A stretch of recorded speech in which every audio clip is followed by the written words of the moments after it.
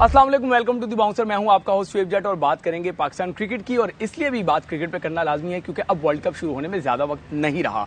तो world cup के लिए क्या तैयारियां हैं, क्या वाकई ये स्क्वाड वहां जाकर ऑस्ट्रेलिया के बाउंसी ट्रैक्स पे और उससे पहले न्यूजीलैंड में होने वाली ट्राई नेशन सीरीज में अपना इम्पैक्ट डाल पाएगा।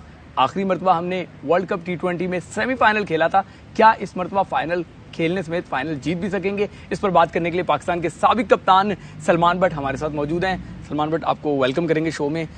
सीधा पहले यहीं पे आ जाते हैं, वर्ल्ड कप स्क्वाड। देखिए, वर्ल्ड कप स्क्वाड जो है पाकिस्तान का मोरलेस कि कौन पाकिस्तान के कौन कौन से प्लेयर हैं, उन्हीं में एक आध एक्सपीरियंस के ऊपर डिबेट है। फाइनल आपको पता है वर्ल्ड कप तक में जब तक हमारी टीम लैंड ना कर जाए हमें पता नहीं होता कि शायद उसमें चेंजेस हो जाएं। बट आई थिंक कि पाकिस्तान की जो सिलेक्शन कमेटी है उसने एक तासुर ऐसा दिया है कि जैसे हम इन्हीं में ट्रस्ट करते हैं, हमने इन्हीं के साथ जाना है, तो वही चीज़ हमें लगातार देखने को मिली। तो अभी जो है इसी को हमने बैक करना है। जो है वो परफॉर्म नहीं कर रहा, तो जो परफॉर्म नहीं कर रहा हमने उसको बैक करना है। आप ये कहना चाह रहे हैं? मैं ये कहना चाह रहा हूँ कि जो दे दिया है सिलेक्शन कमेटी ने उसी को पाकिस्तान के अवाम और लोग बैक करेंगे ना। बात यह है कि हमारे पास तो ये चॉइस नहीं है कि हम किसी को बदल दें। हमने तो टेलीविजन पे काफ़ी दफ़ा ये जिक्र जब भी टीम का सिलेक्शन का हुआ तो अपनी राय दी कि ये फला बंदा जो एक्सपीरियंस्ड है, इस बंदे ने इतने रन्स किए हैं। फॉर एग्जांपल शान मसूद के ले रहे हैं, मैं एक साल से कह रहा हूँ कि एक प्रॉपर बैट्समैन होना चाहिए ओपनर्स के बाद भी, लेकिन वो नहीं थे। और जब वो आए तो उन्होंने आते साथ ही एक इनिंग खेली, हालांकि वो उस नंबर पे खेल रहे हैं जिसके लिए वो सारी ज़िंदगी ट्रेन नहीं किया हुआ उन्होंने, लेकिन वहाँ पर भी रिजल्ट दिया। सो अब मेरा ये ख्याल है कि अगर वो ऑस्ट्रेलिया खेलते हैं तो पेस एंड बाउंस को वो ज़्यादा अच्छा काउंटर कर सकते हैं बजाय कि हमारे कुछ दूसरे प्लेयर्स के जिनका काम ही हिट मारना है। और बात यह है कि हम इंटेलिजेंटली यूज़ कब करें। बट साहब, जो हमारे साबिक टेस्ट क्रिकेटर्स हैं, आप भी साबिक हो गए हैं, वो जब क्रिकेट बोर्ड में नहीं होते तो उनको सब सच नज़र आ रहा होता है। जब वो क्रिकेट बोर्ड में चले जाते हैं तो शायद उनकी आंखों में पट्टी बन जाती है, और जब उनको क्रिकेट बोर्ड में नौकरी मिलने वाली होती है तो फिर वो सब अच्छा की बातें कर रहे होते हैं। आप इसमें से कौन से वाले हैं? देखिए, क्रिकेट बोर्ड का जो सेंट्रल कॉन्ट्रैक्ट है ना प्लेयर्स के साथ, डोमेस्टिक प्लेयर्स के साथ, तो वो उनको रोकता है कोई भी एंटी पॉलिसी जाने से, कोई भी वो फ्रीडम ऑफ स्पीच, आप कुछ भी उसे फ्रेज कर सकते हैं। फ्रीडम ऑफ स्पीच ये यहाँ तक है कि जहाँ पे पीसीबी को क्रिटिसाइज ना किया जाए, पीसीबी की पॉलिसी को क्रिटिसाइज ना किया जाए, सही है गलत है इज नॉट देयर कंसर्न। जो उन्होंने कर दिया है आपने उसमें जो है उसको एंटी नहीं जाना, तो ये तो उनकी जो वो साइन करता है अपना कॉन्ट्रैक्ट। तो मैं इसकी एग्जांपल इसलिए दे रहा हूँ कि पहले साल मैंने क्रिकेट बोर्ड से कॉन्ट्रैक्ट साइन किए बगैर 2019 में सीजन खेला, तो मैं अपना शो करता था, मैंने उनसे कॉन्ट्रैक्ट नहीं लिया। सो मैं शो करता था, जो आपने बात की जो बात थी मैं करता था। अगले साल उन्होंने एक और कॉन्ट्रैक्ट 2 पेजेस का इंट्रोड्यूस कराया कि जिसमें कि अगर आप पैसे नहीं भी ले रहे लेकिन अगर आप खेल रहे हैं तो पीसीबी के खिलाफ बात नहीं कर सकते। अच्छा। तो वो इस ध्यान और इस डिटेल के साथ इसमें चले गए हैं, बिकॉज आई थिंक कि वो एक होता है ना, एक वाइब क्रिएट करनी होती है कि सब ठीक है, वो उसकी तरफ चले गए हैं। लेकिन होना तो ये चाहिए कि जब सब ठीक है तो फिर फिक्र किस बात की है। होना तो ये चाहिए ना कि अगर आप ठीक हैं तो फिर फिक्र किस बात की है। अगर कोई गलत बात करता है आप आके उसे विद फैक्ट्स नेगेट करते हैं, और अगर कोई सही बात कर रहा है तो आप मान जाएं। लेकिन वहां पर यह है कि जो भी हो रहा है ठीक हो रहा है, ये आपको कहना पड़ेगा if you want to work with PCB. तो आप पीसीबी के साथ काम करने जा रहे हैं क्या? Well, it's their choice. मैं तो जो हूँ मैं हूँ, सामने हूँ। नहीं, आप कह रहे हैं कि बेहतर है, अच्छा होने जा रहा है, सब कुछ हो सकता है, तो आप ज्वाइन करने जा रहे हैं क्या? मैंने ये कहा नहीं है, मैंने ये कहा है कि वो ये चाहते हैं कि हर काम करने वाला इस लाइन के ऊपर चल पड़े। तो आप इस लाइन पे चल पड़ेंगे? जो इस लाइन पे नहीं चलता वो सूटेबल नहीं है। आप चल पड़ेंगे इस लाइन पे? मुझे मुश्किल लगता है। अच्छा, चले, पाकिस्तान टीम में आपका रास्ता कौन रोक रहा था? वादे हो रहे थे लेकिन हो नहीं पा रहा था, कोई रास्ता रोक रहा था? देखिए, ये तो किसी ने कहा ही नहीं कि वो बैठा जो रोक रहा है, वो सारे ही कहते थे जी मैनेजमेंट का फैसला है। तो ये मैनेजमेंट पता नहीं क्या थी। मिसबाह हक भी जब कप्तान थे एक दफ़ा, तो उनसे भी मेरी बात हुई तो उन्होंने कहा यार मेरी तो कोई सुनता ही नहीं है। मतलब मिसबाह आपको खिलाना चाहते थे?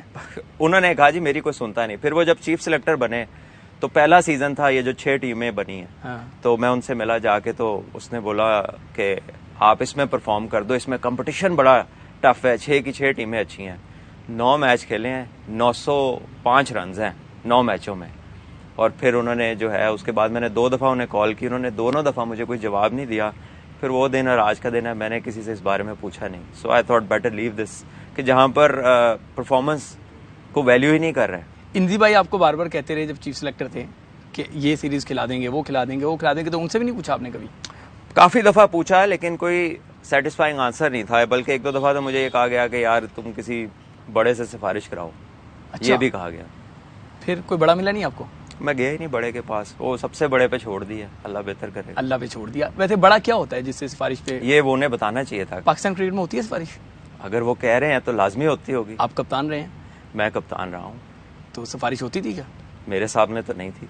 जब तक आप कप्तान थे तब तक सिफारिश नहीं, मेरा तो जो टेन्योर है 6 से 7 मैचों का है, 1 से 1.5 महीने का। हाँ। उस दौरान हम टूर पे थे, सो ऑलरेडी एक स्क्वाड वहां पर था। कुछ ऐसा नहीं हुआ कि एक बनी कोई टीम उस एक टूर पे मैं मतलब कप्तान आपने बना। ये experience लेकिन नहीं जो किया। प्लेइंग 11 बनती थी दैट वाज माइन। लेकिन आपको- उसमें जो टैक्टिकल डिसीजन थे वो मेरे थे। जो आप कह लीजिए कि प्लेइंग 11 हो गई, ठीक है, या हम अपना बैटिंग ऑर्डर है वो कोच और सारे मिलके सेट करते थे, वो सारी चीजें। सलमान भट्ट साहब, पाकिस्तान की वर्ल्ड कप की ये हिस्ट्री रही है, क्योंकि आप टीम का बहुत अच्छा खिलाड़ी रहे, कप्तान भी रहे, तो मैं इसलिए आपसे ये पूछना चाहता हूँ, वर्ल्ड कप का स्क्वाड अनाउंस होता है और जब टीमें पहुंचती हैं तो खिलाड़ी चेंज हो जाते हैं। मुझे याद है नासिर जमशेद पहुंच गए थे, मुझे याद है शुएब मलिक आए, सुहेल खान आए, और भी बहुत सारी एग्जाम्पल्स हैं। ये क्या होता है? देखिए, बात से कंट्रोवर्सी क्रिएट करना मकसद नहीं है, लेकिन कुछ फैक्ट्स हैं। ये तो फिर प्लेयर थे जिनके आपने नाम लिए। शाहजेब हसन आ गए थे वर्ल्ड कप के स्क्वाड में। हाँ, शाहजेब आए थे, बिल्कुल। सबसे बड़ा अगर कोई जंप था तो शाहजेब हसन का बिल्कुल, था। no way और वो to- इतना बड़ा जंप था कि उस वक्त टीम दुबई में थी, सिलेक्टर्स दुबई में थे, और सिलेक्टर्स पूछ रहे थे यार शाहजेब को किसी ने देखा खेलते हुए। ये कौन से बस अब आप उस 2009 के आप पता कर लीजिए, जब अब्दुल कादिर साहब ने रिजाइन किया था, क्यों किया था? अब तो वो दुनिया में नहीं है। तो बता देना। नहीं, आपको सामने है उस वक्त की जो कमेटी है, वो तो 1 सेकंड में आप नेट पे करेंगे तो आपके सामने आ अल्लाह जाएगी। कादिर साहब को जन्नत नसीब फरमाए। मैं उनसे जाके अभी तो नहीं नहीं, पूछ सकता। बाकी तो लोग हैं ना। बाकी तो लोग हैं ना। मेरे ख्याल एक आप स्क्वाड का हिस्सा थे? शोएब मोहम्मद साहब थे उसमें शायद मेरा ख्याल है सलीम तो जाफर कोई एक साहब लॉबी थे। होती है जो खिलाड़ियों को डाल देती है? गॉड नोज कि एग्जैक्टली कौन होता है, ये आज तक अगर हमें। सिलेक्शन कमेटी नहीं डालती, टीम मैनेजमेंट नहीं लेती, टीम कैप्टन नहीं लेता और कोई खिलाड़ी आ जाता है, इसका मतलब नहीं, कोई ये और मैं डलवा नहीं रहा है। कह रहा कि कोई नहीं लेता, ये मैं नहीं कह रहा, कोई तो लेता है। लेकिन सिलेक्टर कह रहे थे कि हमने नहीं सामने लिया। कोई नहीं आता, लेकिन कोई तो लेता है, ऐसी बात तो नहीं है। तो अभी भी जो मौजूदा स्क्वाड है इसमें आपको लगता है कि कोई सिफारिश पे आया होगा? आप देख लीजिए सबके स्टैट्स निकाल के। बट साहब, मैं ये पूछना चाह रहा हूँ कि बाबर आजम आपको स्ट्रॉन्ग कप्तान लगते हैं, या दो तरह की कप्तानी होती है, एक फील्ड के अंदर होती है, एक जब आप टीम सेलेक्ट हो रही होती है तो उस टाइम कप्तान का रोल होता है। बाबर आजम आपको इन दोनों जगह पे मजबूत लगते हैं, या एक जगह कमजोर और एक जगह मजबूत? देखिए, बहुत शानदार क्वेश्चन है ये। Basically if you put it in right words, तो एक है कि टैक्टिकली स्ट्रांग है जो कि ऑन फील्ड है, और आउटसाइड है कि वो डिसीजन मेकिंग में स्ट्रांग है कि नहीं। सो आउटसाइड तो वो स्ट्रांग लगते हैं जब डिसीजन मेकिंग होती है। आउटसाइड से मतलब कि जब टीम बनती है, अच्छा। ग्राउंड से बाहर टीम सिलेक्शन में, क्योंकि वो बैक करते हैं अपनी टीम को। इसका मतलब है कि he agrees what ever the team is. Okay. लेकिन जब ग्राउंड में जाते हैं, फिर जिन एरर्स की हमने बात की कि ऑफ स्पिनर क्यों नहीं लगा, इस टाइम पे इसको बैटिंग पे क्यों नहीं भेजा, तो ये है टैक्टिकली जहां पर वो भी ग्रो कर रहे हैं, जहां पर मेरा ख्याल है कि इतना बड़ा प्लेयर उसको फटाफट ग्रो करना चाहिए।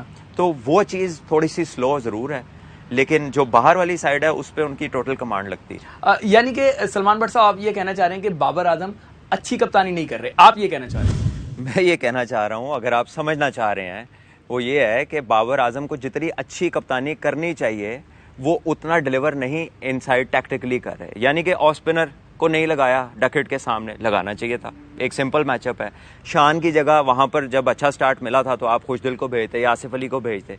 खुशदिल फॉर्म में नहीं, आसिफ अली को उनसे ऊपर भेजे। नवाज बड़ी अच्छी फॉर्म में, वो उसको ऊपर जंप कर सकते हैं, लेकिन वो लगता है कि जैसे एक स्टैटिक है कि जो उसने इसी नंबर पे आना है। तो ये वो चीजें हैं जिनमें वो थोड़ा सा उन्हें प्रोएक्टिव होना चाहिए, ये मैं कहना चाह रहा हूँ। अच्छा भट्ट साहब, आसान अल्फाजों में मैं पूछता हूँ, आप तो माशाल्लाह बड़ी अच्छी क्रिकेटिंग बात कर रहे हैं। पावर हिटर और मैच फिनिशर, ये दीगर टीमों के पास एक ही तरह के खिलाड़ी होते हैं। हमारे पास जो पावर हिटर के नाम पे हैं, आसिफ अली ले लें, इफ्तिखार ले लें, खुशदिल शाह ले लें, 20 की एवरेज, 12 की एवरेज, 22 की एवरेज, और फिर मैच फिनिशर भी नहीं है। एक आधा मैच को हम मैच फिनिशर नहीं कह सकते।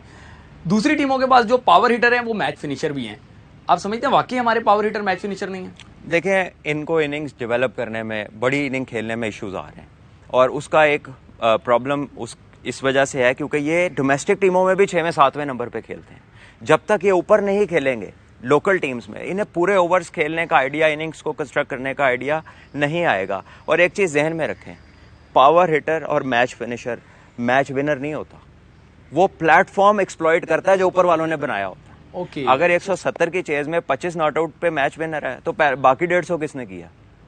बाकी 140 जो सेट करके आपको इस मौके पे लाया कि आप 4 छक्के मार के मैच जिता लें, वो कौन है?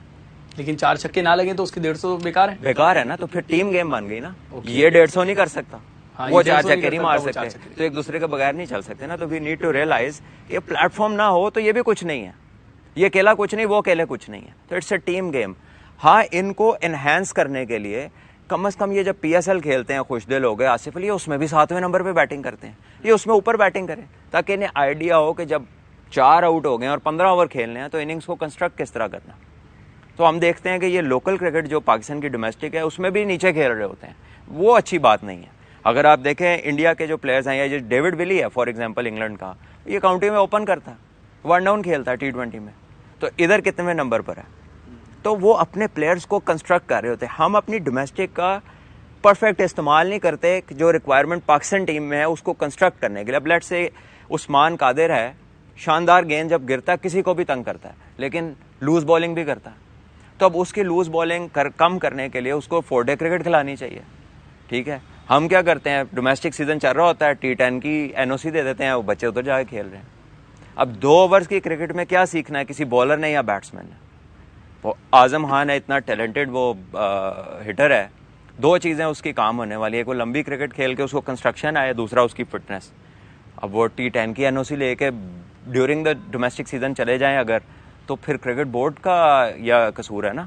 अब उनके चचा ही है ना नदीम खान, तो अगर वो उनको एम्फसाइज नहीं कर पा रहे कि डोमेस्टिक क्रिकेट की क्या वैल्यू है और तुम हमारा कितना बड़ा एसेट बन सकते हो फ्यूचर में, तो फिर बाकियों को क्या करेगा?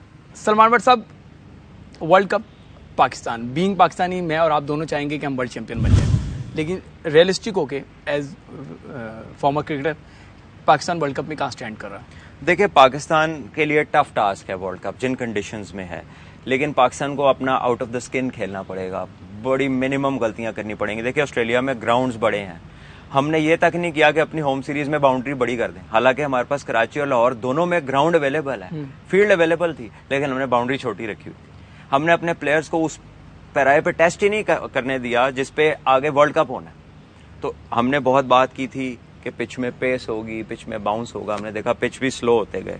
सो आई थिंक के पाकिस्तान के लिए इंडिया भी ऐसी विकेटों पे खेल रहा है, वो भी 200 रन बन रहे हैं, 200 रन जरूर बन रहे हैं, लेकिन बॉल इधर कैरी हो रहा है। मैंने पेस और बाउंस की बात की ना, तो अगर आप इंडिया के मैचेस देखें तो पेस एंड बाउंस है उसमें। वो बड़े हिट जब ग्रीन मारा तो सेकंड ईयर में कहां पे स्टैंड कर रहा है पाकिस्तान? I think Pakistan